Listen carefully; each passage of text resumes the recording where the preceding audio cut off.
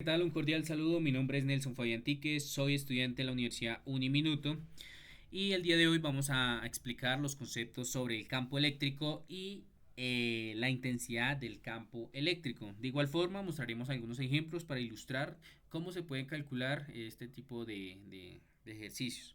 Ok, podemos decir que el campo eléctrico está básicamente representado como la influencia que ejerce una carga eléctrica sobre otra carga eléctrica en un determinado entorno, ¿sí? También podemos decir que es una magnitud vectorial que indica la dirección y la magnitud de la fuerza eléctrica, ¿sí?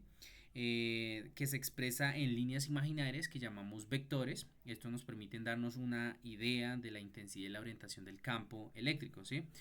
Acá tenemos un ejemplo de un campo eléctrico que está compuesto por dos cargas de signo positivo, por lo cual hay un efecto de repulsión, ¿no? Porque no se atraen hacia ellas mismas.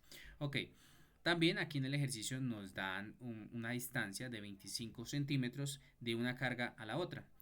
Pero según el sistema internacional de medida, debemos pasarlas a metros, el cual nos quedan 0.25. Ok, para hallar la magnitud de alguna de estas cargas debemos hacer uso de la siguiente fórmula, que está compuesta por la constante de Coulombs por la carga sobre la distancia al cuadrado. ¿Sí? Podemos ver que la constante de Coulombs es 9 por 10 a la 9 newtons metros cuadrados sobre Coulombs cuadrado. Ok, de igual forma, acá nos muestra las cargas, la carga que es 10 nanocoulomb. Ok, bueno. Por otro lado, podemos decir que la intensidad del campo eléctrico es la fuerza ejercida por una carga cuando se coloca en un campo eléctrico, ¿sí? Por ejemplo, cualquier partícula cargada crea un campo eléctrico a su alrededor, ¿no? Entonces, las cargas puntualmente se comportan como si todas las cargas estuvieran concentradas en un centro, ¿sí? Bueno, por otro lado, para calcular el campo eléctrico creado por una carga puntual, se debe hacer uso de la fórmula matemática que pues mencionamos anteriormente, ¿sí? La constante por la carga sobre la distancia al cuadrado, ¿sí? Acá abajo nos muestran un ejemplo donde nos dicen que si tenemos una carga puntual de 4 microcoulombs y queremos calcular el campo eléctrico a una distancia de 2 metros de la carga, utilizando la fórmula anterior tendríamos lo siguiente, ¿sí? Acá tenemos la constante por la carga sobre la distancia al cuadrado, ¿ok? Obtendríamos, pues aquí nos muestra nuevamente la constante sobre la carga, ¿sí? Y el resultante de 2 al cuadrado, 2 metros al cuadrado, nos da 4 metros al cuadrado, donde finalmente tendríamos un resultado de ese campo eléctrico 9 por 10 a la 3, ¿ok? Ok.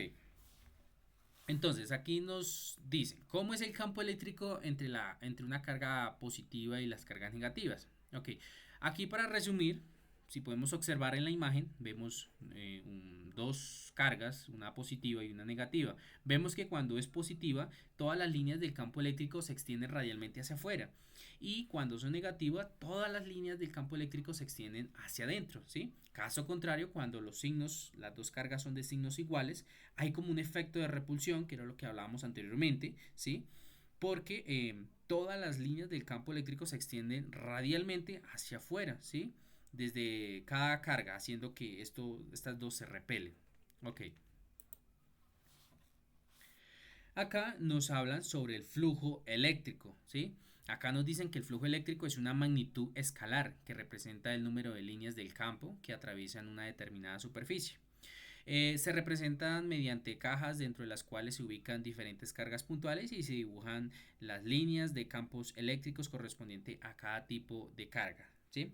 Bueno, también tenemos que tener en cuenta que pues, el flujo eléctrico se representa mediante símbolos, ¿sí? Y se expresa en unidades como por ejemplo newton metros cuadrados por coulomb, ¿ok? Ok, si las líneas de campos, por ejemplo, si las líneas de campo son perpendiculares a la superficie, el ángulo será de 0 grados y el coseno será de 1, lo que significa que el flujo eléctrico será el máximo, ¿no? Otro ejemplo, por ejemplo, si las líneas del campo son paralelas a la superficie, el ángulo será 90 grados y el coseno será de 0, lo que indica que pues el flujo eléctrico será nulo, ¿no? Bueno, esto como para contextualizar y de pronto reforzar lo que mencionamos eh, anteriormente. Ok, bueno, acá por ejemplo ya finalizamos. Aquí vemos la bibliografía de toda la información consultada y mostrada anteriormente. Listo, esto era todo por el día de hoy. Muchas gracias.